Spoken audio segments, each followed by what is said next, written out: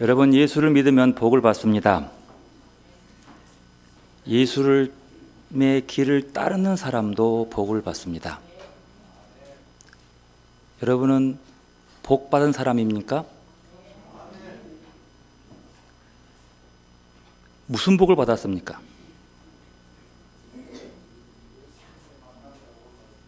예. 예수를 믿으면 복을 받습니다. 여러분 복 받았습니까? 네. 예수님의 삶의 길을 따라가는 사람은 복을 받았습니다. 받습니다. 여러분 복 받았습니까? 그러면 구체적으로 예수를 믿고 받는 복이 무엇입니까? 쉽잖아요. 구원의 복이요. 그러면 구원의 복이 무엇입니까? 여러분 예수 믿으니까 구원 얻는 백성이에요. 그러면 구원 얻는 백성의 표가 어디 있어요? 뭘 보고 알 수 있어요? 뭘 보고 그 사람이 구원 얻는 백성인 줄 알 수 있습니까?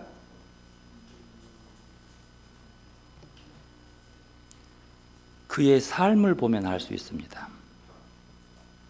구원 얻는 사람은 의로운 삶을 살아야 합니다. 구원 얻는 삶의 궁극적인 목적은 천국에 들어가는 사람입니다. 여러분 예수 믿고 복 받는 복 중에 가장 큰 복은 천국 가는 복입니다. 만약에 그 의미를 상실해 버린다면 우리가 아무리 잘난 체하고 믿음 좋다고 얘기해도 믿음 있는 게 아닙니다. 예수 믿어서 천국 못 가는 것은 믿는다고 할 수가 없지요. 천국에 가는 길이 뭐냐?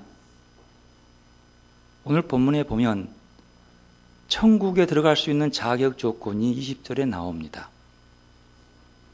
너희의 의가 서기관과 바리새인의 의보다 더 낫지 못하면 천국에 들어가지 못한다. 이 말을 바꿔보면 우리의 의가 서기관과 바리새인보다 더 나아야 한다는 거예요. 우리는 믿음으로 의롭도함을 얻었습니다. 그런데 믿음으로 의롭다함을 얻었다는 명제로만, 그 명명으로만 구원을 얻습니까? 의로워지는 겁니까? 의는 뭐예요? 행동으로 보여줘야 돼요. 의로운 삶의 모습을 보여줘야 되는 거예요. 그러면 의로운 삶의 모습은 을 보고 아하, 믿는 자구나. 최소한 예수 믿는다고 명명한 사람들에게는 예수 안 믿는 사람들도 저 사람은 믿을만해, 즉 의로운 사람이야, 그 뜻이에요. 그 정도의 믿음이 있어야 돼요. 그래야 천국 가는 거죠. 그런데요, 이건 중요한 것은 그것만 가지고는 천국에 가서 작은 자라고 그래요. 그 사람도 천국 갈 수 있습니다. 그런데 정말로 큰 자가 되기 위해서는 바리새인보다 더 나은 의가 필요하다는 거죠. 그러면 바리새인보다 더 나은 의가 무엇입니까? 오늘 본문은 그것을 얘기하고 있습니다.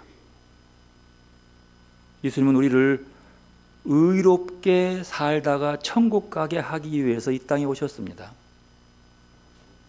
그러면서 마태복음은 예수님이 이 땅에 오신 목적을 분명하게 명명하고 있습니다. 17절 말씀 함께 읽읍시다. 내가 율법이나 선지자를 폐하러 온 줄로 생각하지 말라. 폐하러 온 것이 아니요 완전하게 하려 함이라.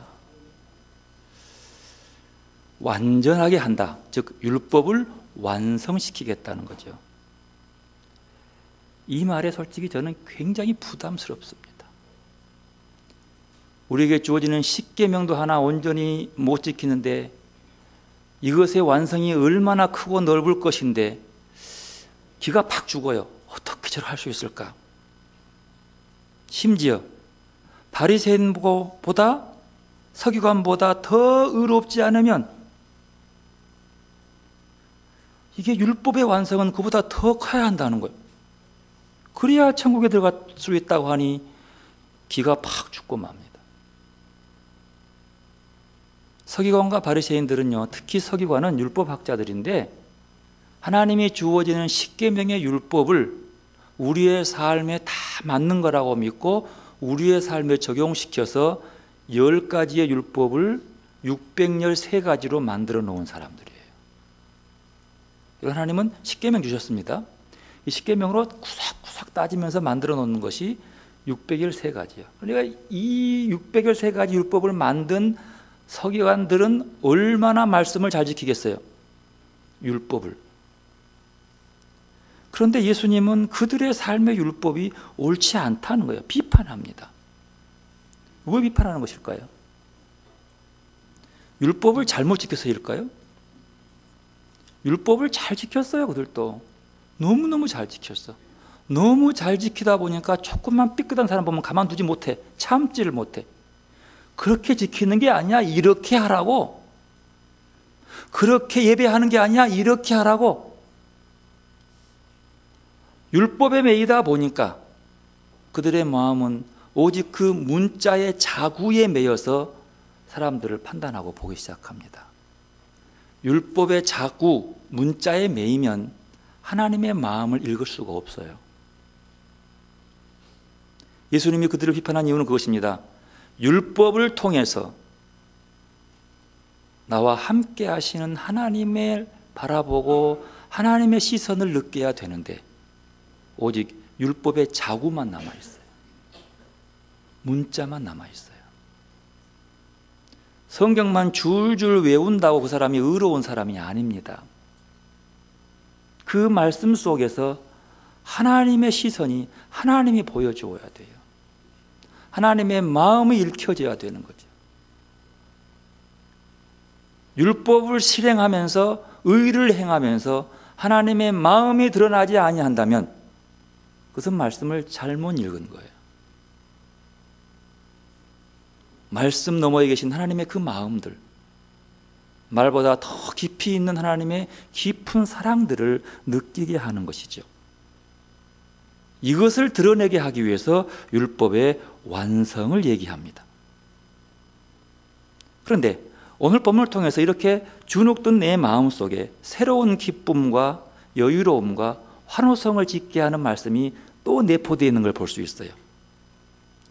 17절 말씀 보면 여러분에게는 어떻게 느끼시는지 모르겠습니다만 저는 하나님이 역시 예수님이 대단하신 분이다. 우리를 살리기 위해서 이렇게 사랑하시는가? 하나님의 사랑을, 인간을 향한 예수님의 뜨거운 사랑을 느낄 수 있었습니다. 예수님은 율법이 누구를 위해 있다고 그랬어요? 여러분, 십계명은 누구를 위해 있는 거예요? 사람을 위해 있는 거요? 송아지 위해 있는 거예요? 율법은 사람을 위해 있는 거요? 강아지를 위해 있는 거예요? 동물이 율법을 지키는 게 아닙니다. 누가 지키는 거예요? 사람이 지키는 거죠. 율법을 지키면 그 사람에게 하늘의 복이 있어요? 없어요? 율법은 하나님의 말씀인 거예요. 그런데 이 율법을 잘 지키는 바리새인들이 왜 문제 있는 거예요? 서기관들이 왜 예수님은 싫어하고 비판하신 걸까요? 이건 다른 데 있지 않습니다. 율법이라고 하는 것은 인간을 위해 있는 거지요. 그러면 율법을 폐하지 않겠다는 말은 무슨 말이에요? 인간을 폐하지 않겠다는 말이에요. 율법을 완성하겠다는 말은 뭐예요? 인간을 완성하겠다는 얘기거든요. 이런 기쁨이 어디 있어요? 율법은 사람을 위해 있는데 그 율법을 폐하지 않는다는 것은 사람을 더 버리지 않겠다는 거죠. 율법 때문에. 그 율법을 온전하게 만들어서 완성시켰다고 하는 것은 사람을 완성시키게 하겠다는 거죠. 예수님이 우리에게 오셔서 인간으로서 우리를 하나님 보시기에 완전한 인간으로, 완성품으로 만들기 위해 오셨다는 겁니다. 그걸 오셨다는 거죠. 그러면 예수님께서 인간의 율법을 받아들이고 실천함에 있어서 가장 큰 문제점이 뭐라고 하는 거예요? 여러분, 예수님 바라보는 문제는요, 율법을 잘못 알고 받아들이는 것이 문제인 겁니다. 율법 자체의 문제가 아니라 율법을 해석하고 율법을 전해주는데 잘못 전해주고 잘못 받아들이도록 조장하는 사람들, 자기 식대로 받아들이는 사람들, 그들을 예수님은 지적하는 거예요. 율법은 하나님의 말씀이거든요. 우리가 이것을 중요시 여겨야 돼요. 율법을 전하는 자들의 모습. 바리새인과 서기관은 율법을 받아서 율법을 전한 자들인데, 이 전하는 사람들이 하나님의 마음이 전달되지 아니하고 하나님이 인간을 향한 의지가 전달되지 아니하고 그 뜻이 아니하고 자기가 바라보는 자구에 얽매여서 사람들을 판단하고 자기의 우월감을 세우는 사람들. 아이고, 십계명도 못 얘냐? 자기는 외우니까. 하나님은 우리에게 십계명을 외워서 의롭다고 하지 않거든요. 십계명을 지키는 자가 의로운 거예요. 말씀을 줄줄 외우는 자가 의인이 아니요, 말씀대로 살아가는 자가 의인이 되는 거예요. 그런데 전달하는 자에게 문제가 있는 거죠. 율법의 취지와 그 정신을 바로 보지 못하는 사람들. 이게 중요해요. 오늘 본문에 그 말씀이 나와요. 21절 보면요, 옛사람에게 말한 바, 옛사람은요 예수님 이전의 사람들입니다. 살인하지 말라, 누구든지 살인하면 심판을 받게 되리라 하였다는 것을 너희가 들었다. 그러나 나는 너희에게 이른다. 형제에게 노하는 자마다 심판을 받게 되고 형제를 대하여 라가라는 욕입니다. 욕하는 자는 공회에 잡혀가게 되고 미련한 놈이라 하는 자는 지옥에 들어가리라. 여러분, 이 말씀 어떻게 들리세요? 예수님이 우리에게 일러준 그 말씀대로 사는 것이 살인하지 않는 거라는 뜻이에요. 우리는 혹시 이 말씀을 가지고 이렇게 봐요. 아하, 그러니까 우리는 예수님이 말씀하신 것만 지키고 율법은 그냥 없는 것으로 폐하자. 그러면 그렇게 생각하면 예수님이 율법을 완전하게 와라했단 말이 아니에요. 율법을 폐하러 온 것이지요. 예수님은 율법을 폐하는 것이 아니라 율법을 더욱더 깊이 있게 본래의 취지에 맞도록 완성시키겠다고 하는 거죠. 왜? 완성시키지 못했기 때문이에요. 전달하는 자들의 문제가 있는 거예요. 율법의 본래의 모습을 놓치는 것. 여러분도, 우리들도 조금 가벼운 사람들이 그런 얘기를 해요. 아이고, 우리는 누가 말, 신약 시대에 살고 있으니까 신약의 말씀만 하나님 말씀이고 구약은 옛날 말씀인데 이거 버리고. 아니요, 그건 말이 안 되잖아요.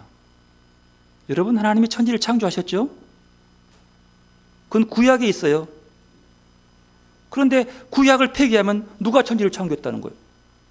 뭘 믿겠어요? 필요할 때만 구약을 사용하고 신약을 믿는다. 어쩌면 신바리새인파 사람들이라고 볼 수 있어요. 예수님은 신약의 구약을 나누지 않고 신약의 말씀이 더 중요하고 구약이 덜 중요하고 그런 게 아니에요. 물어볼게요. 구약의 말씀은 누가 주셨어요? 누구 말씀이에요? 모세의 말이 아니라 하나님의 말씀인 거예요. 하나님의 말씀은 구약 따로 신약 따로 주신 거예요? 그렇게 왔다 갔다 하신 분입니까? 그렇지 않습니다. 율법의 본래의 취지가 뭐예요? 큰 틀에서 보십시오.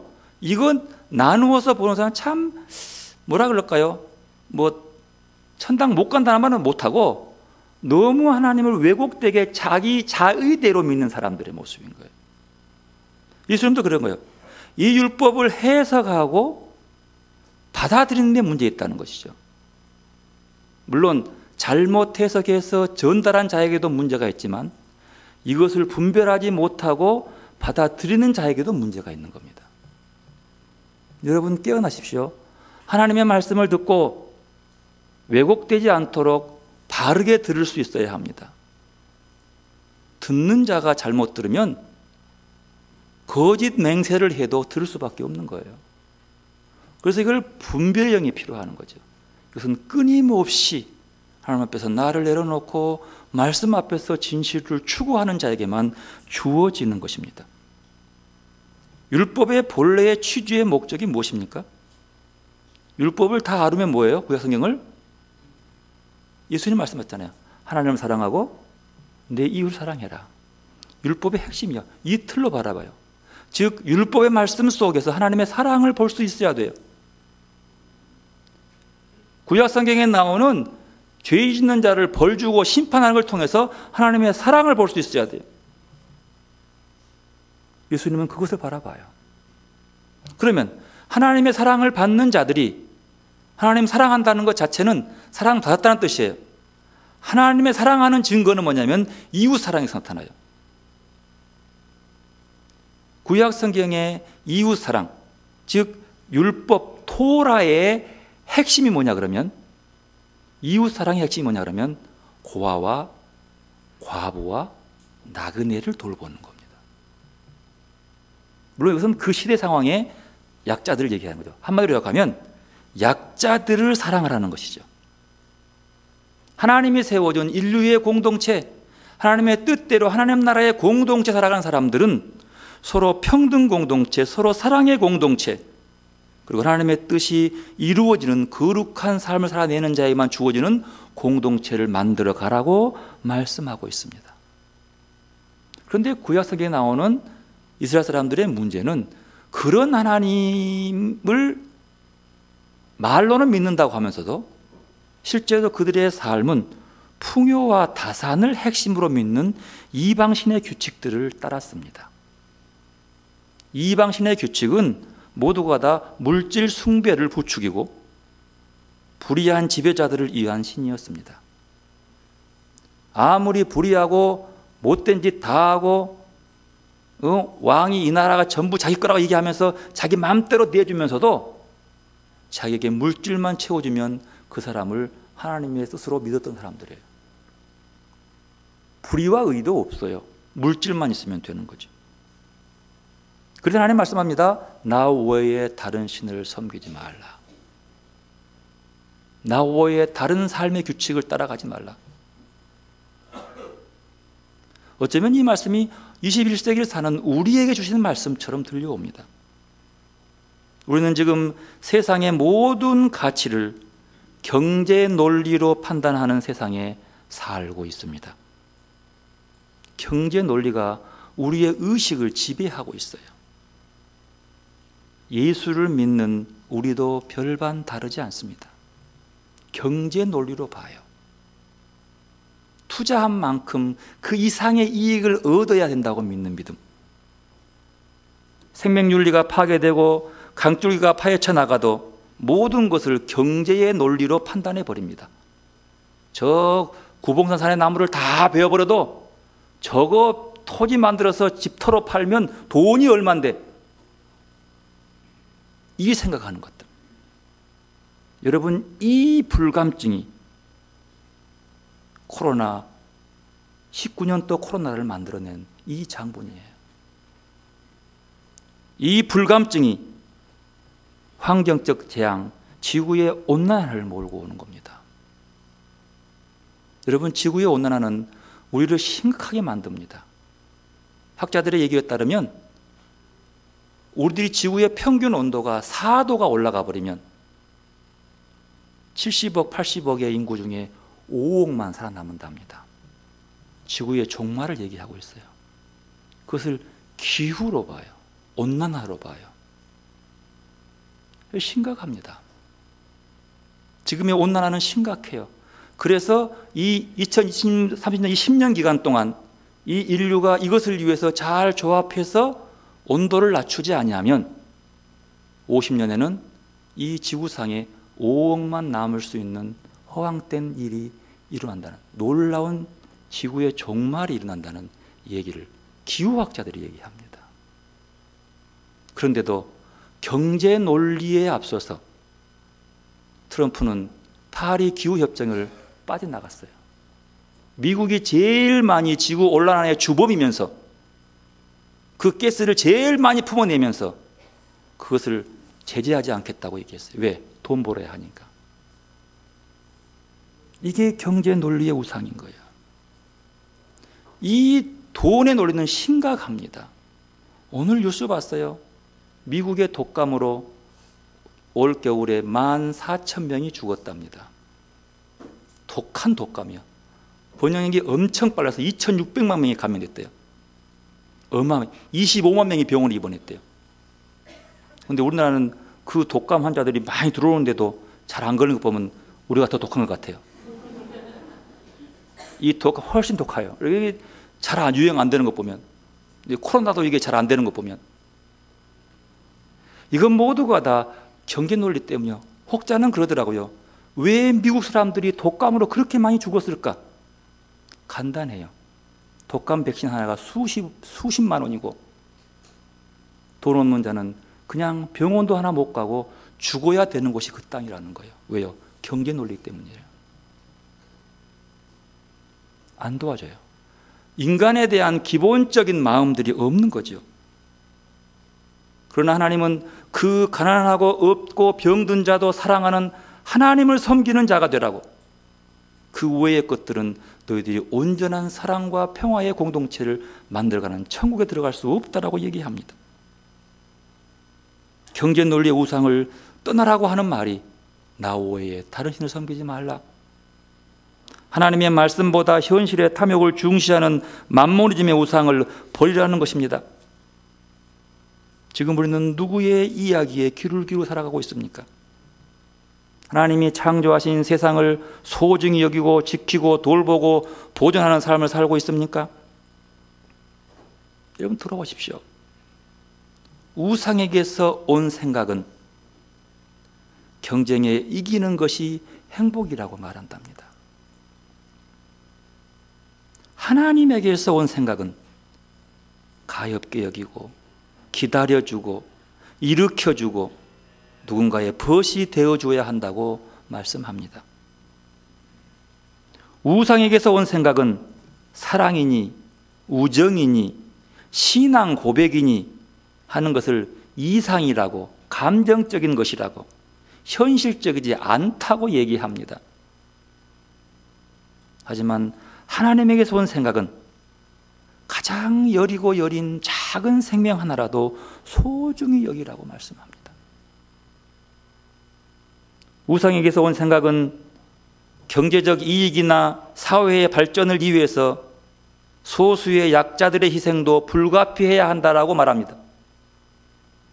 몇 사람들을 반대하고 내뛰더라도 큰 것을 이루어야 한다고 믿는 것이 우상에게서 오는 생각이에요. 그러나 하나님은 여기서 온 생각은 약자를 돌보고 가난한 자의 편에 서주고 그들의 생명이 되어주라고 말합니다. 모세율법은 어느 쪽에 택할 것인가라는 말씀 속에서 생명을 택하라고 말합니다. 신명기 30장 19절 20절 내가 오늘 하늘과 땅을 불러 너에게 증거를 삼노라. 내가 생명과 사망과 복과 저주를 내 앞에 두었은즉 너와 내 자손이 살기 위하여 생명을 택하고 네 하나님 여호와를 사랑하고 그의 말씀을 청종하며 또 그를 의지하라. 그는 내 생명이시요 내 장수이시니 여호와께서 내 조상 아브라함과 이삭과 야곱에게 주리라고 맹세하신 땅에 내가 거주하리라. 이 약속을 믿고 생명의 길로 뚜벅뚜벅 걸어가는 사람이 그리스도인입니다. 이걸 신앙이라고 그래요. 생명을 택한다는 것, 믿음을 택한다는 것입니다. 하나님의 창조하신 생명을 믿음으로 선택하고 하나님이 높으신 말씀의 길을 걸어가야 한다는 말씀입니다. 그 길을 걸어가기 위해서 바로 그 길을 걸어가는 것이 바리새인과 서기관보다 더 나은 의의 길로 걸어가는 것이라고 말합니다. 아니, 그들의 지키는 것보다 더 낫지 못하다면, 그들의 모습보다도 더 풍성하지 못하다면, 여러분, 하나님의 말씀이 똑같은 말씀을 가지고요, 예수님이 하나님의 율법을 지키며 살아가는 그 모습하고 바리새인과 제사장과 서기관을 지키는 모습이 얼마나 달랐으면 똑같이 하나님의 말씀으로 이들은 예수를 십자가에 못 박아 죽입니다. 무섭지 않아요? 똑같은 하나님의 말씀을 가지고, 율법을, 토라를 가지고, 예수의 실천이 바른 율법의 완성입니까? 바리새인과 서기관이 더 완성하는 겁니까? 근데 이들은 자기가 믿고 해석하고 믿었던 것을 반대한다고 예수를 죽입니다. 해석이에요. 하나님의 말씀을 어떻게 해석하고 받아들이며 사느냐에 따라서 이렇게 큰 차이가 나는 거예요. 그래서 왜곡되게 해석하고 잘못 전달되고 잘못 받으면 이런 큰 엉뚱한 길로 나아가게 되는 겁니다. 오늘 또 하나의 말씀 속에서, 오늘은 크게 10계명 중에서 3가지의 계명을 놓고 예수님께서 풀었어요. 물론 그대로 계속 이어집니다. 7장 12절까지 계속 이어져요. 율법을 서로 비교하고 대립시키면서 이것을 율법이 폐기하는 거야. 이 율법을 더 완성해 가는 길이 무엇인가를 가르칩니다. 완전하게 만드는 그것을 오늘 본문에 나오는 3가지의 율법에서는 큰 주제로 저는 화해라고 하는 주제로 봤어요. 첫 번째로는 뭐요? 살인하지 말라. 여러분, 살인은요, 너와 나의 완전한 단절을 의미해요. 예수님은 하나님과 우리 사이의 단절을 회복시키기 위해 오신 분이에요. 사람과 사람 사이의 갈등을 하나 되게 하기 위해 오신 분이에요. 화해하라는 거죠. 주님 말씀합니다. 너희가 누구하고 싸워서 갈등이 있으면 제단에 와서 제물을 바치고 예배하기 전에 먼저 사과하고 돌아와서 예배드려라. 화해를 얘기해요. 옳고 그름을 판단하기 전에 화해부터 하라는 거죠. 그리스도 안에서 화해부터. 이것이 살인하지 않는 조건이 주어지는 거죠. 살인하지 말라고 말하지만 사람을 죽이는 일뿐만 아니라 예수님은 미워하지도 말고 해를 끼치도 말고 어떤 행동으로도 상처를 주지 말라고 하는 겁니다. 함께 계시는 하나님을 소중히 생각하는 사람은 그분의 뜻을 소중히 생각하고 행동하는 거죠. 내게 현존하신 하나님을 귀히 여긴 사람은 그분의 뜻도 귀히 여기는 거죠. 하나님은 사람을 미워하거나 해치지 않습니다. 하나님은 사람을 축복하십니다. 우리가 다른 사람과 나 자신을 분리해서 생각하는 것은 하나님이라는 큰 숲을 보지 못하기 때문이에요. 하나님의 그 품을 보지 못하기 때문이에요. 숲속에 있는 나무만 보니까 너는 단풍나무, 너는 소나무, 서로 저들끼리 싸우고 있는 거예요.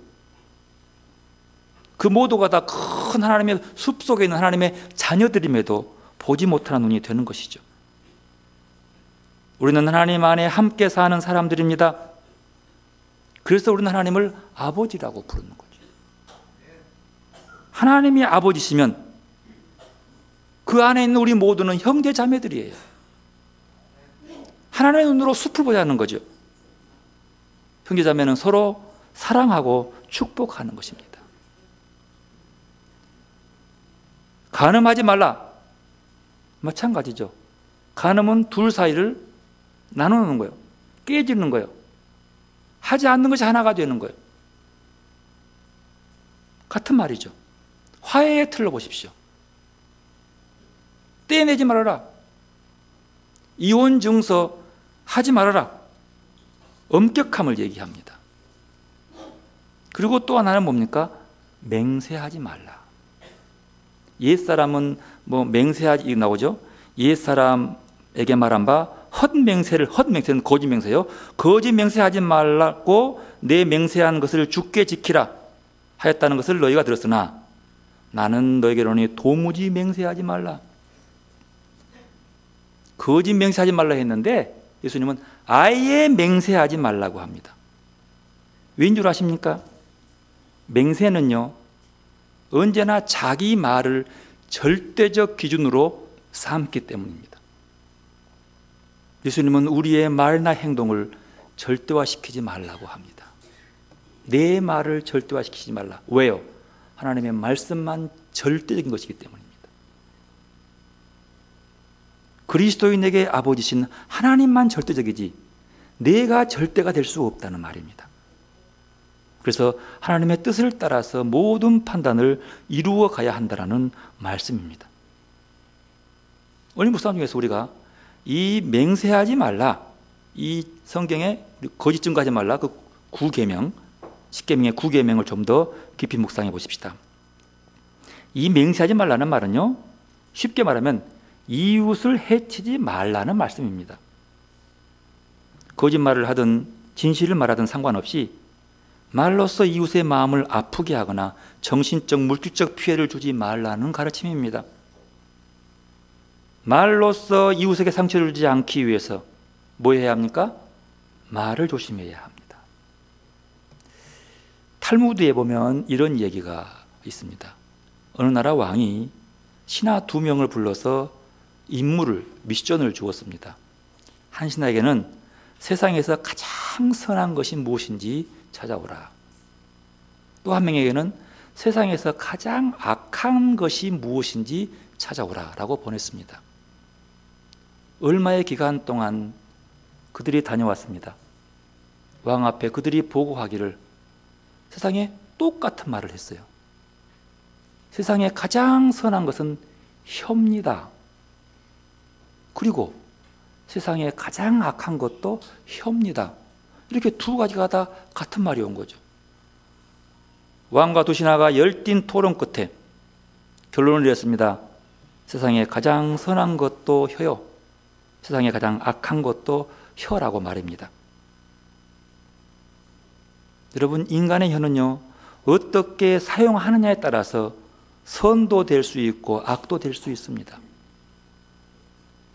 채취받게 되지 않는 혀는 온몸을 다스릴 정도로 엄청난 힘을 갖고 있어서 혀를 통해 만들어내는 말 한마디는 행복과 불행의 열쇠가 될 정도입니다. 무심코 뱉은 말이 누군가의 마음에 자리 잡고 고통스럽게 하기도 하고, 지나가면서 하는 말이 누군가의 새로운 힘과 용기를 주기도 한다는 말입니다. 그런데요, 누가 연구해 봤는데 이 혀에 대해서 민족에 따라서 좋게도 나쁘게도 사용한다고 합니다. 우리나라는 혀를 내미는 것은 좋아요, 안 좋아요? 안 좋아요. 메롱하잖아요. 얘들도 메롱한 거 별로 이게 좋은 게 아니에요. 미국 사람들은요, 혀에다가 동전을 올려가지고 쑥 내밀면 그 사람을 경멸하는 거래요. 어떤 의미인지를 조금 이해가 됩니다만, 확실히 모르겠습니다만, 동전을 에다 넣어놓고 쑥 내밀어요. 그러면 이게 굉장한 인격뿐만 아니라 완전히 경멸하는 것이라고 합니다. 반면에 티벳 사람들은요, 존경의 표시로 혀를 내민답니다. 뉴질랜드 마오리족은요, 손님이 오면 환영의 표시로 혀를 내밀어요. 저 텔레비에서 봤어요.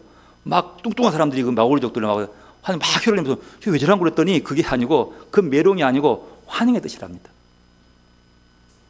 아프리카 사람들은요, 혀를 굴려서 이상한 뚫뚫 말린 소리를 하면서 자기의 기쁨과 환호를, 나가가지고 전사들이 큰 멧돼지 하나 잡아오면 그냥 동사람 나와가지고 춤추면서 막 혀를 막 굴리면서 이렇게 하는 거예요. 그런 혀들은 기쁨과 환호에. 어쨌든 이렇게 서로 다르지만 그러기 때문에 혀를 잘 사용해야 한다는 거죠. 그래 야고보 사도도 혀를 삼가라, 조심해라 라고 말합니다. 말로 이웃을 해치는 것은 살인보다 더 많은 피해를 주기도 합니다.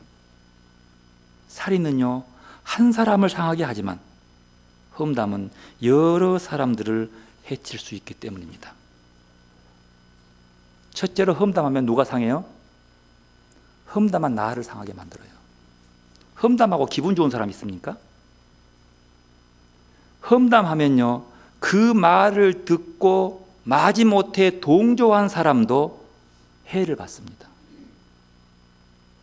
또 하나입니다. 그 험담의 대상자도 해를 당하는 거예요. 이건 삼박자 축복이 아니라 삼박자 저주요. 왜? 그 사람까지 당하거든요.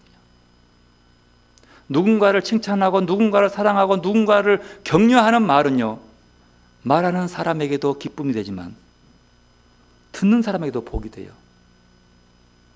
그 사람을 칭찬해주는 그 대상까지도 복이 되는 거예요. 이렇게 차이가 있는 겁니다. 그러므로 혀를 조심하지 않고 함부로 말해서 이웃을 해치는 사람은 남의 물건을 훔치는 사람보다도, 성실하지 못한 사람보다도, 그 어떤 사람보다도 어리석고 나쁜 사람이 되는 겁니다. 왜요? 도둑질 해오면 2배로 갚아주면 되거든요. 그러면 풀려요.